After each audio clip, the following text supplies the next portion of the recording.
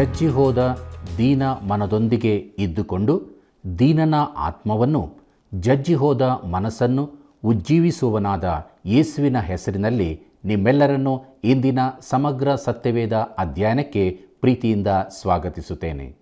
ಪ್ರಿಯರೇ, ಕಳೆದ ಕಾರ್ಯಕ್ರಮದಲ್ಲಿ ಯಾಜಕಕಾಂಡ ಪುಸ್ತಕದ ಬಗ್ಗೆ ಕಿರು ಪರಿಚಯ ಮತ್ತು ಅದು ಸತ್ಯವೇದದ ಅತೀ ಪ್ರಾಮುಖ್ಯವಾದ ಪುಸ್ತಕಗಳಲ್ಲೊಂದು ಎಂಬುದನ್ನು ಮತ್ತು ಹೋರಿ ಹೋತಗಳ ರಕ್ತವು ಪಾಪವನ್ನು ನಿಜವಾಗಿ ತೆಗೆದುಹಾಕುವುದಿಲ್ಲ, ದೇವರು ತನ್ನ ಜನರ ಜೀವಿತದಲ್ಲಿನ ಆಹಾರ, ಸಾಮಾಜಿಕ ಜೀವಿತ, ದೈನಂದಿನ ವ್ಯವಹಾರ ಇವೆಲ್ಲವುಗಳ ಕುರಿತಾಗಿ ಕಠಿಣ ನಿಯಮಗಳನ್ನು ತಿಳಿಸಿರುತ್ತಾನೆ ಎಂಬುದಾಗಿ ಅನೇಕ ವಿಷಯಗಳನ್ನು ಧ್ಯಾನಿಸಿದೆವು.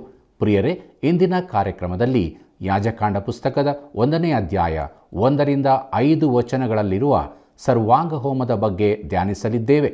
ಬನ್ನಿರಿ, ದೇವರಾತ್ಮನ ಸಹಾಯದಿಂದ ಇಂದಿನ ಧ್ಯಾನವನ್ನು ಪ್ರಾರಂಭಿಸೋಣ. ಕರ್ತನಲ್ಲಿ ಪ್ರೀತಿಯುಳ್ಳ ಸಹೋದರ ಸಹೋದರಿಯರೇ, ಮಹಿಮೆಯ ಕರ್ತನಾದ ಯೇಸು ಕ್ರಿಸ್ತನ ಪರಿಶುದ್ಧವುಳ್ಳ ನಾಮದಲ್ಲಿ ನಿಮ್ಮೆಲ್ಲರಿಗೂ ನನ್ನ ಪ್ರೀತಿಯ ವಂದನೆಗಳು. ದೇವರ ಕೃಪೆಯಿಂದ ಯಾಜಕಾಂಡ ಪುಸ್ತಕದ ಅಧ್ಯಯನವನ್ನು ನಾವು ಪ್ರಾರಂಭಿಸಿ ಅದರ ಪೀಠಿಕೆಯ ಭಾಗದಲ್ಲಿ ಬಹಳ ಪ್ರಾಮುಖ್ಯವಾದ ಸತ್ಯವನ್ನು ಅರಿತುಕೊಂಡೆವು.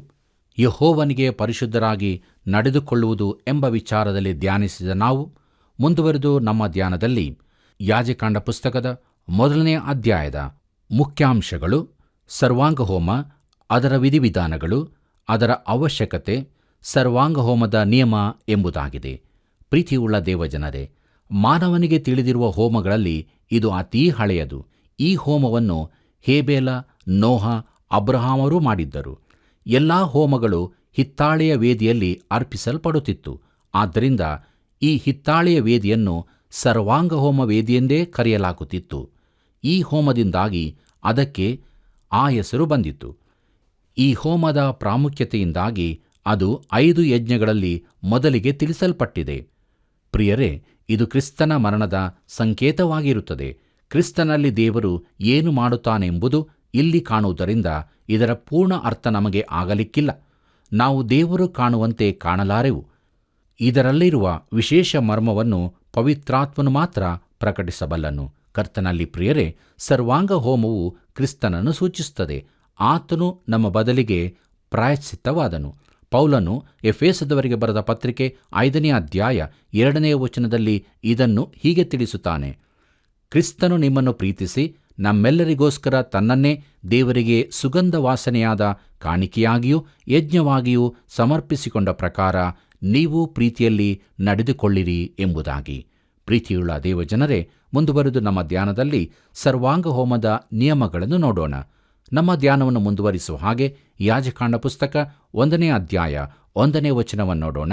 ಅಲ್ಲಿ ಹೀಗೆ ಬರೆದದೆ: ಯೆಹೋವನು ಮೋಶೆಯನ್ನು ಕರೆದು ದೇವದರ್ಶನದ ಗುಡಾರದೊಳಗಿಂದ ಅವನ ಸಂಗಡ ಮಾತಾಡಿ ಎಂಬುದಾಗಿ. ಕರ್ತನಲ್ಲಿ ಪ್ರಿಯರೇ, ದೇವರು ದೇವದರ್ಶನದ ಗುಡಾರದೊಳಗಿಂದ ಮೋಶೆಯನ್ನು ಕರೆದನು. ದಶಾಜ್ಞೆಗಳನ್ನು ಕೊಟ್ಟಾಗ ಮಾಡಿದಂತೆ ಆತನು ಸೀನಾಯಿ ಬೆಟ್ಟದ ತುದಿಯಿಂದ ಗುಡುಗು ಮಿಂಚುಗಳ ಮುಖಾಂತರ ಮಾತನಾಡಲಿಲ್ಲ. ಇಲ್ಲಿ ಆತನು ಸಂಧಾನವಾದವನಂತೆ ಗುಡಾರದೊಳಗಿಂದ ಮಾತನಾಡಿದನು. ಪ್ರಿಯರೇ, ದೇವರು ಕರೆದನು ಎಂಬುದಾಗಿ ನೋಡುವಾಗ ಆತನ ಧ್ವನಿಯನ್ನು ಕೇಳುವವರಿಗೆ ಆತನ ಕರೆಯಿದೆ. ಇದು ನಾವೆಲ್ಲರೂ ತಿಳಿಯಬೇಕಾದ ಸಂಗತಿಯಾಗಿದೆ. ಮಾನವರು ತನ್ನೊಂದಿಗೆ ಒಂದಾಗಬೇಕೆಂದು ದೇವರು ಈ ದಿನಗಳಲ್ಲಿಯೂ ಕರೆಯುತ್ತಾನೆ. ಸಭೆಯು ಕರೆಯಲ್ಪಟ್ಟ ಒಕ್ಕೂಟವಾದ್ದರಿಂದ ಅವರು ಆರಿಸಲ್ಪಟ್ಟವರಾಗಿದ್ದಾರೆ. ಕೊರಿಂಥದವರಿಗೆ ಬರೆದಂಥ 1ನೇ ಪತ್ರಿಕೆ 1ನೇ ಅಧ್ಯಾಯ 22ನೇ ವಚನದಿಂದ 24ನೇ ವಚನದವರೆಗೆ ಹೀಗೆ ನೋಡುತ್ತೇವೆ: ಯಹೂದ್ಯರು ಸೂಚಕ ಕಾರ್ಯಗಳನ್ನು ಕೇಳುತ್ತಾರೆ, ಗ್ರೀಕರು ಜ್ಞಾನವನ್ನು ಹುಡುಕುತ್ತಾರೆ. ನಾವಾದರೂ ಶಿಲುಬೆಗೆ ಹಾಕಲ್ಪಟ್ಟವನಾದ ಕ್ರಿಸ್ತನನ್ನು ಪ್ರಚುರಪಡಿಸುತ್ತೇವೆ. ಇಂಥ ಕ್ರಿಸ್ತನ ಸಂಗತಿಯು ಯಹೂದ್ಯರಿಗೆ ವಿಘ್ನವೂ ಅನ್ಯಜನರಿಗೆ ಹುಚ್ಚುಮಾತೂ ಆಗಿದೆ. ಆದರೆ ದೇವರಿಂದ ಕರೆಸಿಕೊಂಡವರು ಯಹೂದ್ಯರಾಗಲಿ ಗ್ರೀಕರಾಗಲಿ ಅವರಿಗೆ ಇಂಥವನು ದೇವರ ಶಕ್ತಿಯೂ ದೇವರ ಜ್ಞಾನವೂ ಆಗಿರುವ ಕ್ರಿಸ್ತನೇ ಎಂಬುದಾಗಿ. ಪ್ರೀತಿಯುಳ್ಳ ದೇವಜನರೇ, ಕರೆಯಲ್ಪಟ್ಟವರು ಎಂಬುದಾಗಿ ನೋಡುವಾಗ ಸ್ವರ ಕೇಳಿದವರೆಲ್ಲರೂ ಅಲ್ಲ, ಕರೆಗೆ ಓಗೊಟ್ಟು ಬಂದವರು ಮಾತ್ರ. ನಾನು ಕೇಳುತ್ತೇನೆ, ನೀನು ಆತನ ಸ್ವರ ಕೇಳಿದ್ದೀಯಾ? ಅದನ್ನು ಅಂಗೀಕರಿಸಿದ್ದೀಯಾ? ಬನ್ನಿರಿ ಪ್ರಿಯರೇ, ಮುಂದುವರೆದು ನಮ್ಮ ಧ್ಯಾನದಲ್ಲಿ ಯಾಜಕಾಂಡ ಪುಸ್ತಕ 1ನೇ ಅಧ್ಯಾಯ 2ನೇ ವಚನವನ್ನು ನೋಡೋಣ. ಅಲ್ಲಿ ಹೀಗೆ ನೋಡುತ್ತೇವೆ: ಹೀಗಂದನು, ನೀನು ಇಸ್ರಾಯೇಲ್ಯರಿಗೆ ಆಜ್ಞಾಪಿಸಬೇಕಾದ್ದೇನೆಂದರೆ, ನಿಮ್ಮಲ್ಲಿ ಯಾವನಾದರೂ ಯೆಹೋವನಿಗೆ ಪಶುವನ್ನು ಕಾಣಿಕೆಯಾಗಿ ಸಮರ್ಪಿಸಬೇಕೆಂದಿದ್ದರೆ ಅದನ್ನು ದನಗಳಿಂದಾಗಲಿ ಆಡು ಕುರಿಗಳಿಂದಾಗಲಿ ತೆಗೆದುಕೊಂಡು ಸಮರ್ಪಿಸಬೇಕು ಎಂಬುದಾಗಿ. ಪ್ರೀತಿಯುಳ್ಳ ದೇವಜನರೇ, ಯಾವನಾದರೂ ಎಂಬುದಾಗಿ ನಾವು ನೋಡುವಾಗ ಇಷ್ಟವುಳ್ಳವನು ಎಂದರ್ಥ. ಬನ್ನಿರಿ, ಮುಂದುವರೆದು ನಮ್ಮ ಧ್ಯಾನದಲ್ಲಿ ಯಾಜಕಾಂಡ ಪುಸ್ತಕ 1ನೇ ಅಧ್ಯಾಯ 3ನೇ ವಚನವನ್ನು ನೋಡೋಣ. ಅವನು ದನವನ್ನು ಸರ್ವಾಂಗ ಹೋಮವಾಗಿ ಸಮರ್ಪಿಸುವುದಾದರೆ ಪೂರ್ಣಾಂಗವಾದ ಗಂಡನ್ನು ತರಬೇಕು. ತನಗೆ ಯೆಹೋವನು ಒಲಿಯುವಂತೆ ದೇವದರ್ಶನದ ಗುಡಾರದ ಬಾಗಲಿಗೆ ಅದನ್ನು ತರಬೇಕು ಎಂಬುದಾಗಿ. ಪ್ರೀತಿಯುಳ್ಳ ದೇವಜನರೇ, ಅವನು ತನ್ನ ಪೂರ್ಣ ಇಚ್ಛೆಯಿಂದ ಅದನ್ನು ತರಬೇಕು ಎಂಬುದಾಗಿ ನೋಡುವಾಗ ಇದು ಒತ್ತಾಯಪೂರ್ವಕವಾದ ಕರೆಯಾಗಿದೆ. ಯೇಸು ಕ್ರಿಸ್ತನು ಹೇಳಿದ್ದಾನೆ, ಬಾಯಾರಿದವನು ಬರಲಿ ಎಂಬುದಾಗಿ. ಇದು ಮಾನವರೆಲ್ಲರಿಗೂ ಕೊಡಲ್ಪಟ್ಟ ಕರೆಯಾಗಿದೆ, ಯಾರನ್ನೂ ಬಿಟ್ಟಿಲ್ಲ. ಆದರೆ ಕೆಲವರು ತಾವಾಗಿ ತಾವೇ ಇದರಿಂದ ಹೊರಗುಳಿಯುತ್ತಾರೆ. ಕರ್ತನಾದ ಯೇಸು ಕೊಡುವ ಷರತ್ತು ಒಂದೇ, ಬಾಯಾರಿದವನು ಎಂಬುದಾಗಿ. ನನಗೆ ಬಾಯಾರಿಕೆ ಇಲ್ಲ ಎಂದು ನೀನು ಹೇಳಬಹುದು. ಹಾಗಾದರೆ ಈ ಕರೆ ನಿನಗಾಗಿ ಅಲ್ಲ. ಪ್ರಿಯ ಸ್ನೇಹಿತನೇ, ನೀನು ಬಾಯಾರಿರುವುದಾದರೆ ಆತನ ಬಳಿಗೆ ಬರುವಂತೆ ಆತನು ಕರೆಯುತ್ತಾನೆ. ಆತನು ನಿನ್ನ ಬಾಯಾರಿಕೆಯನ್ನು ತೀರಿಸುತ್ತಾನೆ. ಕರ್ತನಲ್ಲಿ ಪ್ರೀತಿಯುಳ್ಳ ದೇವಜನರೇ, ಸರ್ವಾಂಗ ಹೋಮಕ್ಕೆ 2 ರೀತಿಯ ಪ್ರಾಣಿಗಳು ಉಪಯೋಗವಾಗುತ್ತಿದ್ದವು. ಅದು ದನದ ಮಂದೆಯಿಂದ ಹಾಗೂ ಕುರಿಯ ಮಂದೆಯಿಂದ. ಮಾಂಸಾಹಾರಿ ಪ್ರಾಣಿಗಳನ್ನು ಎಲ್ಲಾ ಹೋಮಗಳಿಂದ ನಿಷಿದ್ಧ ಮಾಡಲಾಗಿತ್ತು. ಇತರ ಪ್ರಾಣಿಗಳನ್ನು ತಿಂದು ಜೀವಿಸುವ ಪ್ರಾಣಿಗಳು ಅನೇಕರಿಗಾಗಿ ತನ್ನ ಪ್ರಾಣವನ್ನೇ ಈಡುಕೊಡಲಿಕ್ಕಾಗಿ ಬಂದ ಕ್ರಿಸ್ತನನ್ನು ಪ್ರತಿನಿಧಿಸಲಾರದು. ಕರ್ತನಲ್ಲಿ ಪ್ರಿಯರೇ, ಇನ್ನೊಂದು ಅವಶ್ಯಕತೆ ಏನೆಂದರೆ, ಯಜ್ಞದ ಪ್ರಾಣಿ ಶುದ್ಧವಾದದ್ದು, ಮನೆಯಲ್ಲಿ ಸಾಕಿದ್ದೂ ಆಗಿರಬೇಕಿದ್ದು ಅದನ್ನು ಬೇಟೆಯಾಡಿ ಹಿಡಿಯುವಂತಿರಲಿಲ್ಲ. ಯಾಕಂದರೆ ಆ ಪ್ರಾಣಿಯು ಕ್ರಿಸ್ತನನ್ನು ಪ್ರತಿನಿಧಿಸುತ್ತಿತ್ತು. ಪ್ರಿಯರೇ, ಯಾಜಕನಿಗೆ ಪ್ರಿಯವಾದದ್ದು, ಬೆಲೆ ಬಾಳುವಂಥದ್ದೂ ಆಗಿರಬೇಕಿತ್ತು. ದೇವರು ತನ್ನ ಮಗನನ್ನು ಉಳಿಸಿಕೊಳ್ಳಲಿಲ್ಲ.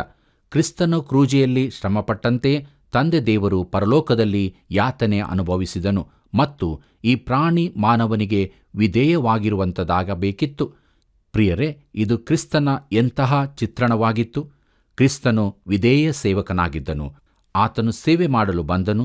ಮರಣದ ತನಕವೂ ಆತನು ವಿಧೇಯನಾದನು.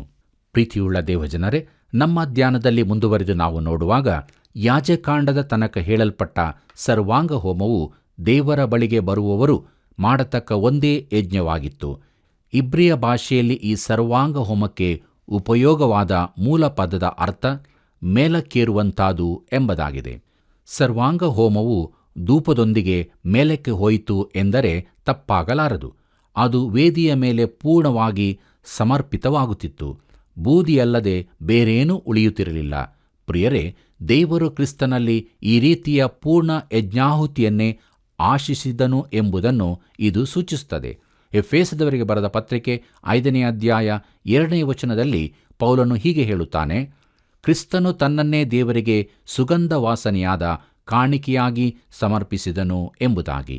ಪ್ರಿಯರೇ, ಇಲ್ಲಿ ಯಾಜಕಾಂಡ ಪುಸ್ತಕದಲ್ಲಿ 1ನೇ ಅಧ್ಯಾಯ 9ನೇ ವಚನ, 13 ಮತ್ತು 17ನೇ ವಚನಗಳಲ್ಲಿ ನಾವು ಯೆಹೋವನಿಗೆ ಸುವಾಸನೆಯನ್ನುಂಟು ಮಾಡುವ ಎಂಬ ಪದವನ್ನು ನೋಡುತ್ತೇವೆ. ದೇವರು ಕ್ರಿಸ್ತನಲ್ಲಿ ಇದನ್ನೇ ಕಾಣುತ್ತಾನೆ. ನಾನು ನೀವು ನೋಡುವಂತಲ್ಲ, ದೇವರು ಏನನ್ನು ನೋಡುತ್ತಾನೆಂಬುದೇ ವಿಶೇಷವಾದದ್ದು ಪ್ರಿಯರೇ, ಮತ್ತು ಅದು ಪ್ರಾಮುಖ್ಯವಾದದ್ದು ಕೂಡ ಆಗಿದೆ. ನಿನ್ನ ಪಾಪಗಳಿಗಾಗಿ ಕ್ರಿಸ್ತನು ಮಾಡಿದ ಕಾರ್ಯದಿಂದ ತಾನು ತೃಪ್ತನಾಗಿದ್ದೇನೆಂದು ದೇವರು ಹೇಳುತ್ತಿದ್ದಾನೆ. ಪ್ರಿಯರೇ, ಕ್ರಿಸ್ತನು ನಮ್ಮೆಲ್ಲ ಸಾಲವನ್ನು ತೀರಿಸಿ ನಮ್ಮನ್ನು ಪರಿಪೂರ್ಣವಾಗಿ ರಕ್ಷಿಸಲು ಸಮರ್ಥನಾಗಿದ್ದಾನೆ. ನೀನು ಆತನ ಮೇಲೆ ನಂಬಿಕೆ ಇಡಬೇಕು. ನೀನು ತೃಪ್ತನಾಗಿದ್ದೀಯೋ ಎಂಬುದೇ ಪ್ರಶ್ನೆಯಾಗಿದೆ. ಬನ್ನಿರಿ, ಮುಂದುವರೆದು ನಮ್ಮ ಧ್ಯಾನದಲ್ಲಿ ಯಜ್ಞದ ಪ್ರಾಣಿ ಗಂಡಾಗಿರಬೇಕೆಂದು ಹೇಳಿಯದೆ ಎಂಬುದನ್ನು ನೋಡುತ್ತೇವೆ. ಯಾಕಂದರೆ ಅದು ಬಲವನ್ನು ಸೂಚಿಸುತ್ತದೆ. ಕರ್ತನಾದ ಯೇಸು ರಕ್ಷಿಸಲು ಸಮರ್ಥನೆಂದು, ಪೂರ್ಣವಾಗಿ ರಕ್ಷಿಸಶಕ್ತನೆಂದು ಇದರ ಅರ್ಥವಾಗಿದೆ. ಇಬ್ರಿಯ ಗ್ರಂಥಕರ್ತನು ಹೇಳುತ್ತಾನೆ 7ನೇ ಅಧ್ಯಾಯ 25ನೇ ವಚನದಲ್ಲಿ, ಆ ಪ್ರಾಣಿ ಯಾವ ಕಳಂಕವೂ ಇಲ್ಲದಾಗಿರಬೇಕಿತ್ತು. ಇದು ಕ್ರಿಸ್ತನ ಪರಿಪೂರ್ಣತೆಯನ್ನು ಸೂಚಿಸುತ್ತದೆ. ಆತನಲ್ಲಿ ಪಾಪವೇನೂ ಇರಲಿಲ್ಲ ಎಂಬುದಾಗಿ ಯೋಹಾನು ಬರೆದ 1ನೇ ಪತ್ರಿಕೆ 3ನೇ ಅಧ್ಯಾಯ 5ನೇ ವಚನದಲ್ಲಿ ನೋಡುತ್ತೇವೆ. ಆತನು ಪಾಪವನ್ನೇನೂ ಮಾಡಲಿಲ್ಲ ಎಂಬುದಾಗಿ ಪೇತ್ರನು ತನ್ನ ಮೊದಲನೇ ಪತ್ರಿಕೆ 2ನೇ ಅಧ್ಯಾಯ 22ನೇ ವಚನದಲ್ಲಿ ಬರೆಯುತ್ತಾನೆ.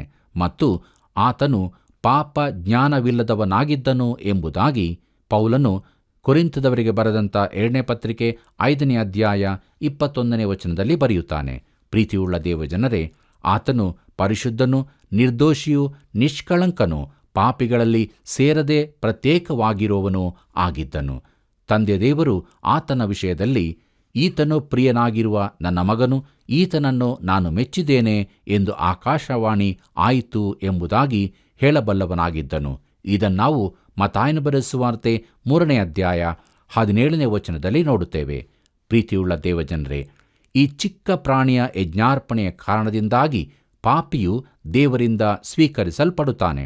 ಆ ಪ್ರಾಣಿ ಜೀವಂತವಾಗಿ ಅಲ್ಲ, ಸಾಯುವುದರಿಂದ ಸಮರ್ಪಿತವಾಗಬೇಕಿತ್ತು. ಇದು ಖಂಡಿತವಾದ ಶರ್ತವಾಗಿತ್ತು. ಪ್ರಿಯರೇ, ಕ್ರಿಸ್ತನ ಪರಿಶುದ್ಧ ಜೀವಿತವಾಗಲಿ, ನಾವು ಆತನನ್ನು ಒಪ್ಪಿಕೊಳ್ಳುವುದಾಗಲಿ ನಮ್ಮನ್ನು ರಕ್ಷಿಸುವುದಲ್ಲ. ಆತನ ಮರಣವು ಮಾತ್ರವೇ ನಮ್ಮನ್ನು ರಕ್ಷಿಸಿಯದೆ. ಪ್ರಿಯರೇ, ಕ್ರಿಸ್ತನು ಸತ್ತಾಗ ದೇವಾಲಯದ ತೆರೆಯು 2 ಭಾಗವಾಗಿ ಹರಿದು ಹೋಯಿತು ಎಂದು ಸುವಾರ್ತೆಗಳಲ್ಲಿ ಓದಿದ್ದೇವೆ. ಆತನ ಮರಣವು ದೇವರ ಕಡೆಗೆ ಹೋಗುವ ಮಾರ್ಗವನ್ನು ತೆರೆಯಿತು. ಆತನ ಮರಣವು ಪಾಪಿಯನ್ನು ರಕ್ಷಿಸುವಂಥದ್ದಾಗಿದೆ. ತೆರೆಯು ಆತನ ಶರೀರವನ್ನು ಸೂಚಿಸುತ್ತದೆ. ಪ್ರೀತಿಯುಳ್ಳ ದೇವಜನರೇ, ಕ್ರಿಸ್ತನಂತಹ ಪರಿಶುದ್ಧ ಜೀವಿತ ದೇವರಿಗೆ ಬೇಕಾಗಿದೆ. ಆದರೆ ಅದು ನಮ್ಮಲ್ಲಿ ಯಾರಲ್ಲಿಯೂ ಇಲ್ಲ. ಕ್ರಿಸ್ತನ ಕುರಿತಾಗಿ ಮಾತ್ರ ದೇವರು, ಈತನು ನನಗೆ ಪ್ರಿಯನಾಗಿರುವ ಮಗನು ಎಂದು ಹೇಳಬಹುದಾಗಿದೆ. ಪ್ರೀತಿಯುಳ್ಳ ನನ್ನ ಸ್ನೇಹಿತರೆ, ನಾವು ಆ ಮಟ್ಟಕ್ಕೆ ಏರಲು ಸಾಧ್ಯವಿಲ್ಲ. ಹಾಗಾದರೆ ಕ್ರಿಸ್ತನ ಜೀವಿತವು ನಮ್ಮನ್ನು ರಕ್ಷಿಸಲಾರದು. ತೆರೆಯು ಮಾನವನನ್ನು ದೇವರಿಂದ ದೂರವಿಟ್ಟಂತೆ ಕ್ರಿಸ್ತನ ಜೀವಿತವು ನಮ್ಮನ್ನು ದೂರವಿರಿಸುತ್ತದೆ. ದೇವರ ಬಳಿಗೆ ಬರಲು ಬೇರಾವುದೊಂದು ಮಾರ್ಗ ಬೇಕಾಗಿದೆ. ಅದು ಕ್ರಿಸ್ತನ ಮರಣದಿಂದ ಮಾತ್ರ. ಅದು ತೆರೆಯನ್ನು ಹರಿಯಿತು. ನೀನು ಕ್ರಿಸ್ತನ ಮರಣದ ಮುಖಾಂತರ ಬಂದಾಗ ದೇವರ ಬಳಿಗೆ ಹೋಗುವ ಮಾರ್ಗವು ತೆರೆಯುತ್ತದೆ. ಕ್ರಿಸ್ತನ ಮರಣ ಮಾತ್ರವೇ ಪಾಪಿಯನ್ನು ರಕ್ಷಿಸಬಲ್ಲದಾಗಿದೆ. ದೇವರಿಗೆ ಮಹಿಮೆಯಾಗಲಿ. ಪ್ರೀತಿಯುಳ್ಳ ದೇವಜನರೇ, ನಾವು ರಕ್ಷಿಸಲ್ಪಡಬೇಕಾದರೆ ಕ್ರಿಸ್ತನ ಬಳಿಗೆ ಬರಬೇಕಾಗಿದೆ. ಬೇರೆ ಯಾವ ಮಾರ್ಗವೂ ಇರುವುದಿಲ್ಲ. ಯೇಸು ಕ್ರಿಸ್ತನು ಹೀಗೆ ಹೇಳಿದ್ದಾನೆ. ಯೋಹಾನ ಬರೆದ ಸುವಾರ್ತೆ 14ನೇ ಅಧ್ಯಾಯ 6ನೇ ವಚನದಲ್ಲಿ, ನನ್ನ ಮೂಲಕವಾಗಿ ಹೊರತು ತಂದೆಯ ಬಳಿಗೆ ಯಾರೂ ಬರಲಾರರು ಎಂಬುದಾಗಿ. ಪ್ರಿಯರೇ, ಇದು ಬಹು ಕಠಿಣವಾದದ್ದೆಂದು ನೀವು ಹೇಳಬಹುದು. ಅದು ಸತ್ಯವೇ. ಪ್ರಿಯ ಸ್ನೇಹಿತನೇ, ನೀನು ಬರಲೇಬೇಕೆಂದಿಲ್ಲ. ಆದರೆ ದೇವರ ಬಳಿ ಬರಲು ಆಶಿಸುವುದಾದರೆ ಈ ಮಾರ್ಗದ ಮೂಲಕ ಮಾತ್ರವೇ ಬರಬಹುದು. ಯಾಕಂದರೆ ದೇವರು ಇದನ್ನು ಮಾತ್ರ ಮಾರ್ಗವಾಗಿ ಆರಿಸಿಕೊಂಡಿದ್ದಾನೆ. ನಿನ್ನ ಸ್ವಂತ ನೀತಿವಂತಿಕೆಯಿಂದಾಗಿ ನೀನು ದೇವರ ಬಳಿಗೆ ಬರಲು ಸಾಧ್ಯವಿಲ್ಲ. ನಿನ್ನ ನೀತಿವಂತಿಕೆಯನ್ನು ಆತನು ಸ್ವೀಕರಿಸಲೂ ಸಾಧ್ಯವಿಲ್ಲ. ಆತನಿಗೆ ಅದರ ಅಗತ್ಯವೂ ಇಲ್ಲ. ಪೌಲನು ತೀತನಿಗೆ ಬರೆದ ಪತ್ರಿಕೆ 3ನೇ ಅಧ್ಯಾಯ 5ನೇ ವಚನದಲ್ಲಿ ಹೀಗೆ ನೋಡುತ್ತೇವೆ. ನಾವು ಮಾಡಿದ ಪುಣ್ಯಕ್ರಿಯೆಗಳ ನಿಮಿತ್ತದಿಂದಲ್ಲ, ಆತನ ಕರುಣೆಯಲ್ಲಿಯೇ ಪುನರ್ಜನ್ಮವನ್ನು ಸೂಚಿಸುವ ಸ್ನಾನದ ಮೂಲಕವಾಗಿ ಪವಿತ್ರಾತ್ಮನು ನಮ್ಮಲ್ಲಿ ನೂತನ ಸ್ವಭಾವವನ್ನು ಉಂಟು ಮಾಡುವುದರ ಮೂಲಕವಾಗಿ ಆತನು ನಮ್ಮನ್ನು ರಕ್ಷಿಸಿದನು ಎಂಬುದಾಗಿ. ಪ್ರೀತಿಯುಳ್ಳ ದೇವಜನರೇ, ಗುಡಾರದ ಬಾಗಲಲ್ಲಿ ಮಾಡಬೇಕಾದ ಇನ್ನೊಂದು ಕಾರ್ಯವಿದೆ. ಅವರು ಬೇರೆ ಯಾವ ಸ್ಥಳದಲ್ಲಿಯೂ ಸರ್ವಾಂಗ ಹೋಮವನ್ನು ಅರ್ಪಿಸಲು ಸಾಧ್ಯವಿರಲಿಲ್ಲ. ಇದು ಇಸ್ರಾಯೇಲ್ಯರನ್ನು ವಿಗ್ರಹಾರಾಧನೆಯಿಂದ ದೂರವಿಡುತ್ತಿತ್ತು. ಅವರು ತಿರುಗಿ ವಿಗ್ರಹಾರಾಧನೆಗೆ ಜಾರುತ್ತಿದ್ದರು. ಕೊನೆಗೆ ಆ ವಿಗ್ರಹಾರಾಧನೆಯೇ ಅವರು ಬ್ಯಾಬಿಲೋನಿಗೆ ಸೆರೆಯಾಗಿ ಹೋಗುವುದಕ್ಕೆ ಕಾರಣವಾಯಿತು. ಇದರಲ್ಲಿ ನಮಗೂ ಒಂದು ಸಂದೇಶವಿದೆ. ನಾವು ದೇವರ ಬಳಿಗೆ ನಮ್ಮ ಮಾರ್ಗದ ಮೂಲಕ ನಮಗೆ ಸರಿಕಂಡ ಹಾಗೆ ಬರಬಹುದು ಎಂಬ ಯೋಚನೆಯಿಂದ ಇರುವಾಗ ಅದು ನಮ್ಮನ್ನು ದೂರ ಮಾಡುತ್ತದೆ. ದೇವರ ಬಳಿಗೆ ಬರುವ ಮಾರ್ಗವನ್ನು ನಾವು ರೂಪಿಸಲಿಕ್ಕೆ ಆಗುವುದಿಲ್ಲ. ಪ್ರಿಯ ಸ್ನೇಹಿತನೇ, ದೇವರು ತಾನೇ ಅದನ್ನು ರೂಪಿಸಿದ್ದಾನೆ. ಯೆಶಾಯನ ಪ್ರವಾದನೆ ಗ್ರಂಥ 64ನೇ ಅಧ್ಯಾಯ 6ನೇ ವಚನದಲ್ಲಿ ಹೀಗೆ ನೋಡುತ್ತೇವೆ. ನಾವೆಲ್ಲರೂ ಅಶುದ್ಧನ ಹಾಗಿದ್ದೇವೆ, ನಮ್ಮ ಧರ್ಮ ಕಾರ್ಯಗಳೆಲ್ಲ ಹೊಲೆಯ ಬಟ್ಟೆಯಂತಿವೆ ಎಂಬುದಾಗಿ. ಪ್ರೀತಿಯುಳ್ಳ ದೇವಜನರೇ, ನಮ್ಮ ಧರ್ಮ ಕಾರ್ಯಗಳನ್ನು ದೇವರು ಒಪ್ಪಿಕೊಳ್ಳುವುದಿಲ್ಲ. ದೇವರ ನೀತಿಯೆಂದರೆ ಮಾನವನ ನೀತಿವಂತಿಕೆಯ ಸ್ವಲ್ಪ ಮೇಲ್ತರದ ನೀತಿವಂತಿಕೆಯೇ ಆಗಿದೆ ಎಂದು ಅನೇಕರು ಭಾವಿಸುತ್ತಾರೆ. ಹಾಗೆ ಎಂದಿಗೂ ಅಲ್ಲ. ಕರ್ತನಲ್ಲಿ ಪ್ರಿಯರೇ, ಆತನ ನೀತಿವಂತಿಕೆ ಪರಿಪೂರ್ಣವಾಗಿ ಪರಿಶುದ್ಧವಾದದ್ದಾಗಿರುತ್ತದೆ. ದೇವರು ಸ್ವೀಕರಿಸುವ ನೀತಿಯೆಂದರೆ ಕ್ರಿಸ್ತನ ಮೇಲಣ ನಂಬಿಕೆಯಿಂದುಂಟಾಗುವ ದೇವರ ನೀತಿಯೇ ಆಗಿದೆ. ನಾವು ಅದಕ್ಕಾಗಿ ದುಡಿಯಲಾರೆವು, ಅದನ್ನು ಕ್ರಯಕೊಟ್ಟು ಕೊಳ್ಳಲಾರೆವು. ನಮ್ಮ ನೀತಿಯು ಬಲವಿಲ್ಲದಾಗಿ ಜಾರಿ ಹೋಗುವಂಥದ್ದಾಗಿದೆ. ದೇವರು ಅದನ್ನು ಸ್ವೀಕರಿಸುವುದಕ್ಕೆ ಸಾಧ್ಯವಿಲ್ಲ. ಹೋಮವು ಗುಡಾರದ ಬಾಗಿಲಲ್ಲೇ ಅರ್ಪಿಸಲ್ಪಡಬೇಕು. ದೇವರ ಬಳಿಗೆ ಬರುವುದಕ್ಕೆ ಆತನ ಮಾರ್ಗವಲ್ಲದೆ ಬೇರಾವ ಮಾರ್ಗವೂ ಇಲ್ಲ. ಅದಕ್ಕಾಗಿಯೇ ಯೇಸು ಕ್ರಿಸ್ತನು ಅಂದದ್ದು, ನನ್ನ ಮೂಲಕವಾಗಿ ಹೊರತು ಯಾರೂ ತಂದೆಯ ಬಳಿಗೆ ಬರಲಾರರು ಎಂಬುದಾಗಿ. ಪ್ರೀತಿಯುಳ್ಳ ದೇವಜನರೇ, ನಮ್ಮ ಧ್ಯಾನವನ್ನು ಮುಂದುವರಿಸುವ ಹಾಗೆ ಯಾಜಕಾಂಡ ಪುಸ್ತಕ 1ನೇ ಅಧ್ಯಾಯ 4ನೇ ವಚನವನ್ನು ನೋಡೋಣ. ಅಲ್ಲಿ ಹೀಗೆ ಬರೆದದೆ, ಅವನು ಆ ಪಶುವಿನ ತಲೆಯ ಮೇಲೆ ಕೈ ಇಡಬೇಕು, ಆಗ ಅದು ಅವನಿಗೋಸ್ಕರ ದೋಷ ಪರಿಹಾರವನ್ನು ಮಾಡುವುದಕ್ಕಾಗಿ ಅಂಗೀಕಾರವಾಗುವುದು ಎಂಬುದಾಗಿ. ಪ್ರೀತಿಯುಳ್ಳ ದೇವಜನರೇ, ಪಶುವಿನ ತಲೆಯ ಮೇಲೆ ಅವನು ಕೈ ಇಡಬೇಕು ಎಂಬುದಾಗಿ ನೋಡುವಾಗ ಡಾಕ್ಟರ್ ಕೆಲ್ಲೋಗ್ ಅವರು ಇದನ್ನು ಅಂಕಿತಗೊಳಿಸುವ ಕ್ರಿಯೆಯೆಂದು ಕರೆದರು. ಯಾಜಕಾಂಡ ಪುಸ್ತಕ 24ನೇ ಅಧ್ಯಾಯ 14ನೇ ವಚನದಲ್ಲಿ ಇದು ವಿಷಾದೀಕೃತವಾಗಿದೆ. ದೇವದೂಷಕನನ್ನು ಕಲ್ಲೆಸೆದು ಕೊಲ್ಲುವ ಮೊದಲು ಸಾಕ್ಷಿಗಳೆಲ್ಲರೂ ಅವನ ತಲೆಯ ಮೇಲೆ ಕೈಗಳನ್ನಿಡಬೇಕಾಗಿತ್ತು. ಪ್ರಿಯರೇ, ಯೆಹೋಶುವನನ್ನು ತನ್ನ ಬಳಿಕದ ನಾಯಕನನ್ನಾಗಿ ನೇಮಿಸುವಾಗ ಮೋಶೆ ಅವನ ತಲೆಯ ಮೇಲೆ ಕೈಗಳನ್ನಿಟ್ಟನು. ಡಾ ಕೆಲ್ಲೋಗ್ರವರು ಯಾಜಕಾಂಡ ಪುಸ್ತಕದ ಮೇಲೆ ಒಂದು ಅತ್ಯುತ್ತಮ ಪುಸ್ತಕವನ್ನು ಬರೆದಿರುತ್ತಾರೆ. ಆ ಗ್ರಂಥದಲ್ಲಿ ಅವರು ಹೀಗೆ ಬರೆಯುತ್ತಾರೆ, ತಲೆಯ ಮೇಲೆ ಕೈಗಳನ್ನಿಡುವುದು ವರ್ಗಾವಣೆಗೆ ಸೂಚಕವಾಗಿದೆ ಎಂಬುದಾಗಿ. ಕರ್ತನಲ್ಲಿ ಪ್ರಿಯರೇ, ಪಾಪಗಳಿಗಾಗಿ ಶಿಕ್ಷೆ ಅನುಭವಿಸಬೇಕೆಂಬ ಋಣವು ಯಜ್ಞಾರ್ಪಣೆ ಮಾಡುವವನಿಂದ ಆ ನಿರಪರಾಧಿ ಪ್ರಾಣಿಗೆ ವರ್ಗಾಯಿಸಲ್ಪಡುತ್ತದೆ. ಹೀಗೆ ಆ ಪ್ರಾಣಿಯು ಯಜ್ಞವರ್ಪಿಸುವನ ಸ್ಥಾನದಲ್ಲಿ ನಿಲ್ಲುತ್ತದೆ ಮತ್ತು ಪಾಪದ ಶಿಕ್ಷೆಯನ್ನು ಅನುಭವಿಸುತ್ತದೆ. ಪ್ರಿಯರೇ, ಒಬ್ಬನು ಒಳಗೆ ಹೋಗಿ ಕಡಿಯಲ್ಪಡತಕ್ಕ ಪ್ರಾಣಿಯ ತಲೆಯ ಮೇಲೆ ತನ್ನ ಕೈಗಳನ್ನಿಟ್ಟಾಗ ಆ ಪ್ರಾಣಿ ತನ್ನ ಸ್ಥಾನವನ್ನು ತೆಗೆದುಕೊಳ್ಳುವಂತೆ ನೇಮಕ ಮಾಡುತ್ತಾನೆ. ಅದು ಸಾಯಬೇಕಾಗಿತ್ತೆಂಬುದನ್ನು ಅವನು ಒಪ್ಪಿಕೊಳ್ಳುತ್ತಾನೆ. ಅದರಂತೆ ನೀನು ಕ್ರಿಸ್ತನನ್ನು ರಕ್ಷಕನನ್ನಾಗಿ ಅಂಗೀಕರಿಸುವಾಗ ನೀನು ಒಬ್ಬ ಪಾಪಿಯೆಂದು, ನಿನ್ನನ್ನು ನೀನೇ ರಕ್ಷಿಸಿಕೊಳ್ಳಲಾರಿಯೆಂದು ಒಪ್ಪಿಕೊಳ್ಳುತ್ತಿ, ನಿನ್ನ ಪಾಪಗಳಿಂದ ತಿರುಗಿಕೊಂಡು ರಕ್ಷಕನ ಕಡೆಗೆ ಬಂದು ಆತನಿಗಾಗಿ ಜೀವಿಸಲು ಒಪ್ಪಿಕೊಳ್ಳುತ್ತಿ. ಕರ್ತನಲ್ಲಿ ಪ್ರಿಯರೇ, ಆ ಪ್ರಾಣಿಯು ಯಜ್ಞ ಸಮರ್ಪಿಸುವಾತನಿಗೆ ಬದಲಾಗಿ ಸಾಯುತ್ತದೆ. ಕ್ರಿಸ್ತನು ನಮಗಾಗಿ ಮಾಡಿದ್ದು ಇದನ್ನೇ. ನೀನು ಕ್ರಿಸ್ತನನ್ನು ಅಂಗೀಕರಿಸುವಾಗ ಆತನನ್ನು ನಿನ್ನ ರಕ್ಷಕನೆಂದು ಒಪ್ಪಿಕೊಳ್ಳುತ್ತಿ. ಕರ್ತನಲ್ಲಿ ಪ್ರಿಯರೇ, ಈ ದಿವಸಗಳಲ್ಲಿ ತಲೆಯ ಮೇಲೆ ಕೈಗಳನ್ನಿಡುವುದರಿಂದ ಏನೋ ವಿಶೇಷವಾದದ್ದು ಸಿಗುತ್ತದೆ ಎಂದು ಜನರು ನಂಬುತ್ತಾರೆ. ಒಂದು ವಿಶೇಷ ಶಕ್ತಿಯ ಹಸ್ತಾಂತರವಾಗುತ್ತದೆಂದು ನಂಬುತ್ತಾರೆ. ಆದರೆ ಕೇವಲ ಕೆಲವು ಕ್ರಿಮಿಗಳು ಮಾತ್ರ ಸ್ಥಳಾಂತರವಾಗಬಹುದು. ಕರ್ತನಲ್ಲಿ ಪ್ರಿಯರೇ, ನಾವು ಒಬ್ಬ ಸುವಾರ್ತಿಕನ ಮೇಲೆ ಸಭಾನಾಯಕರನ್ನಾಗಿ ಕೈಗಳನ್ನಿಡುವಾಗ ಆತನು ನಮ್ಮ ಬದಲಾಗಿ ನಮ್ಮ ಪ್ರತಿನಿಧಿಯಾಗಿ ಹೋಗುವಂತೆ ನೇಮಕ ಮಾಡುವಂಥದ್ದಾಗಿದೆ. ದೇವರ ವಾಕ್ಯದಲ್ಲಿ ಪೌಲ ಬಾರ್ನಬರನ್ನು ಸೇವೆಗೋಸ್ಕರ ಕಳಿಸುವಾಗ ಸಭಾ ಅಧಿಕಾರಿಗಳು ಕೈಗಳನ್ನಿಟ್ಟು ಆಶೀರ್ವದಿಸಿ ಪ್ರಾರ್ಥಿಸಿದ್ದನ್ನು ನಾವು ನೋಡುತ್ತೇವೆ. ಕರ್ತನಲ್ಲಿ ಪ್ರಿಯರೇ, ಅದರಂತೆ ಕ್ರಿಸ್ತನು ನಮ್ಮ ಸ್ಥಾನವನ್ನು ತೆಗೆದುಕೊಂಡನು. ಕೊರಿಂಥದವರಿಗೆ ಬರೆದಂಥ 2ನೇ ಪತ್ರಿಕೆ 5ನೇ ಅಧ್ಯಾಯ 21ನೇ ವಚನದಲ್ಲಿ ಹೀಗೆ ನೋಡುತ್ತೇವೆ, ಆತನನ್ನು ನಮಗೋಸ್ಕರ ಪಾಪ ಸ್ವರೂಪಿಯಾಗ ಮಾಡಿದನು ಎಂಬುದಾಗಿ. ರೋಮಾಪುರದವರಿಗೆ ಬರೆದ ಪತ್ರಿಕೆ 4ನೇ ಅಧ್ಯಾಯ 25ನೇ ವಚನ ಹೀಗೆ ಹೇಳುತ್ತದೆ, ನಮ್ಮ ಅಪರಾಧಗಳ ನಿಮಿತ್ತ ಮರಣಕ್ಕೆ ಒಪ್ಪಿಸಿಕೊಟ್ಟು ಎಂಬುದಾಗಿ. ಕರ್ತನಲ್ಲಿ ಪ್ರಿಯರೇ, ತಲೆಯ ಮೇಲೆ ಕೈಗಳನ್ನಿಡುವುದರ ಇಬ್ರಿಯ ಮೂಲದ ಅರ್ಥವು ಇನ್ನೊಬ್ಬನ ಮೇಲೆ ಬಲವಾಗಿ ವಾಲಿಕೊಳ್ಳುವುದು ಎಂದಾಗುತ್ತದೆ. ನಿನ್ನ ಕೋಪ ಭಾರವು ನನ್ನನ್ನು ಕುಗ್ಗಿಸಿಬಿಟ್ಟಿದೆ ಎಂಬುದಾಗಿ ಕೀರ್ತನೆಗಳು 88:7ನೇ ವಚನದಲ್ಲಿ ನೋಡುತ್ತೇವೆ. ಪ್ರಿಯರೇ, ಈ ಘಟನೆಯು ಪ್ರಾಯಶ್ಚಿತ್ತವನ್ನು ಪ್ರಾಣಿಯ ಮರಣದ ಮುಖಾಂತರ ಸ್ವೀಕೃತವಾಗುವುದನ್ನು ಸೂಚಿಸುತ್ತದೆ. ಅದು ಆತನಿಗೋಸ್ಕರ ದೋಷ ಪರಿಹಾರವನ್ನು ಮಾಡುವುದಕ್ಕಾಗಿ ಅಂಗೀಕಾರವಾಗುವುದು ಎಂಬುದಾಗಿ. ಪ್ರಿಯರೇ, ಪ್ರಾಯಶ್ಚಿತ್ತವೆಂದರೆ ತೆಗೆದುಹಾಕುವುದಲ್ಲ, ಮರೆ ಮಾಡುವುದು ಎಂದು ನಾವು ಈ ಹಿಂದೆಯೇ ಹೇಳಿದ್ದೇವೆ.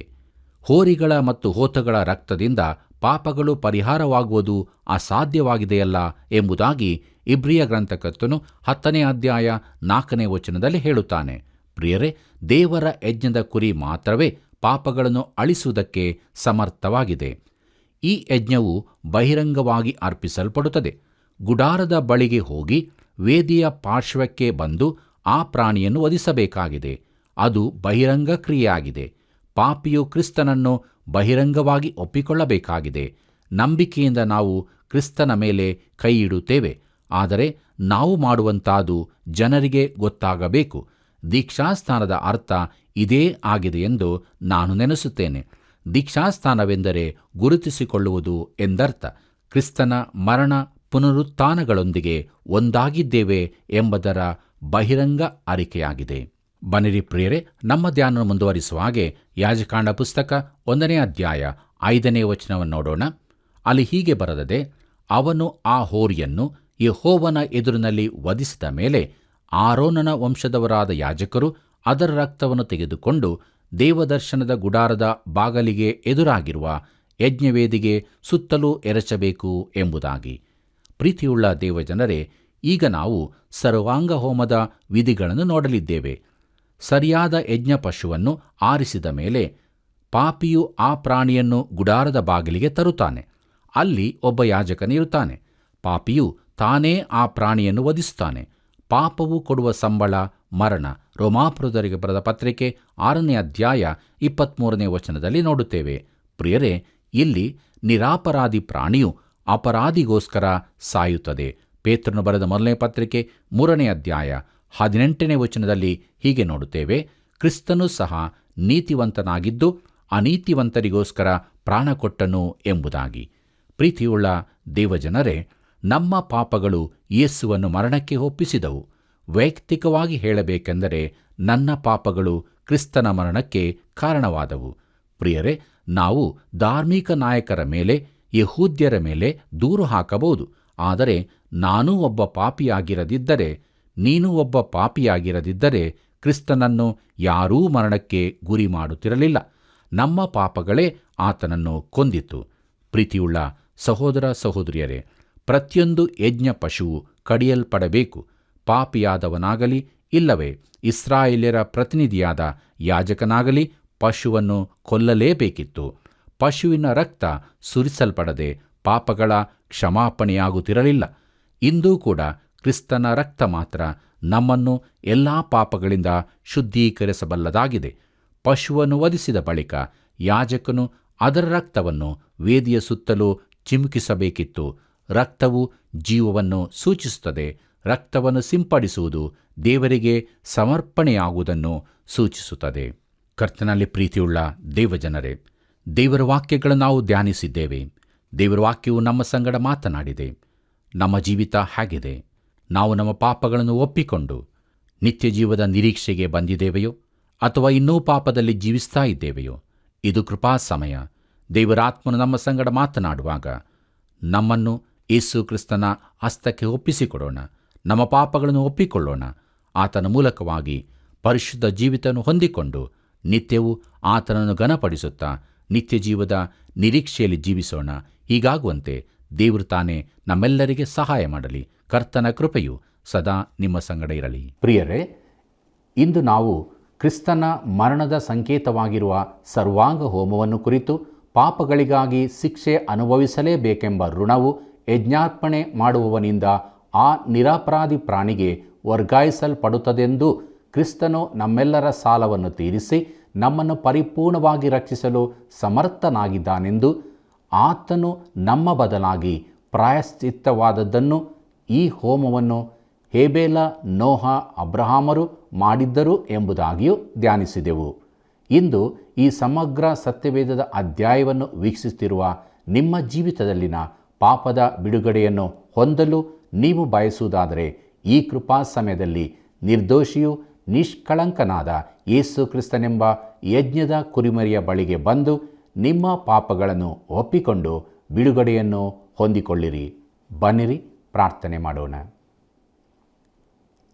ಕೃಪಾಳು ದೇವರೇ, ನಿನ್ನ ಮಗನ ಮೂಲಕವಾಗಿ ನೀನು ನಮ್ಮನ್ನು ರಕ್ಷಿಸಿದ್ದಿ. ನಿನ್ನ ನಾಮಕ್ಕೆ ಸ್ತೋತ್ರವಾಗಲಿ. ಯೇಸುವೆ, ನಿನ್ನನ್ನು ಅಂಗೀಕಾರ ಮಾಡಿಕೊಂಡಂಥ, ಪಾಪದಿಂದ ಬಿಡುಗಡೆ ಹೊಂದಿದಂಥ ಜೀವಿತವನ್ನೇ ನಾವೆಲ್ಲರೂ ಜೀವಿಸುವುದಕ್ಕೆ ನಮಗೆ ಸಹಾಯ ಮಾಡು. ಯಾರ್ಯಾರು ನಿನ್ನನ್ನು ಬಿಟ್ಟು ಇನ್ನೂ ಪಾಪದಲ್ಲಿ ಜೀವಿಸ್ತಾ ಇದ್ದಾರೋ ಅಂಥವರ ಜೀವಿತಗಳಲ್ಲಿ ನೀನು ಕಾರ್ಯ ಮಾಡು. ನಿನ್ನ ವಾಕ್ಯದ ಮೂಲಕವಾಗಿ ನೀನು ಮಾತನಾಡು ಸ್ವಾಮಿ. ಅವರು ಕೂಡ ನಿನ್ನನ್ನು ಕಂಡುಕೊಂಡು ನಿತ್ಯ ನಿರೀಕ್ಷೆಯ ಜೀವಿತಕ್ಕೆ ಬರುವಂತೆ ನೀನು ನಡೆಸಬೇಕಾಗಿ ಬೇಡುತ್ತೇವೆ. ಹೀಗೆ ನಮ್ಮೆಲ್ಲರ ಜೀವಿತದಲ್ಲಿ ನಿನಗೆ ಮಾತ್ರ ಮಹಿಮೆ ಆಗಲಿ. ಯೇಸುವಿನ ನಾಮದಲ್ಲಿ ಬೇಡಿದ್ದೇವೆ ತಂದೆಯೇ, ಆಮೆನ್. ಪ್ರಿಯರೇ, ಇಂದಿನ ಸಮಗ್ರ ಸತ್ಯವೇದ ಅಧ್ಯಯನವು ನಿಮ್ಮೆಲ್ಲರಿಗೆ ಬಹು ಅಮೂಲ್ಯವಾದ ಸತ್ಯಗಳನ್ನು ತಿಳಿಯಪಡಿಸಿದೆಯಲ್ಲವೇ? ಹಾಗಾದರೆ ಇತರರು ಇದನ್ನು ತಿಳಿದುಕೊಳ್ಳುವಂತಾಗಲು ಹಿಂದೆ ನಮಗೊಂದು ಮಿಸ್ ಕಾಲ್ ಕೊಟ್ಟು ಈ ಸೇವೆಯಲ್ಲಿ ಪಾಲುಗಾರರಾಗಿರಿ. ಮುಂದಿನ ಕಾರ್ಯಕ್ರಮದಲ್ಲಿ ಮತ್ತೆ ಸಂಧಿಸೋಣ. ವಂದನೆಗಳು.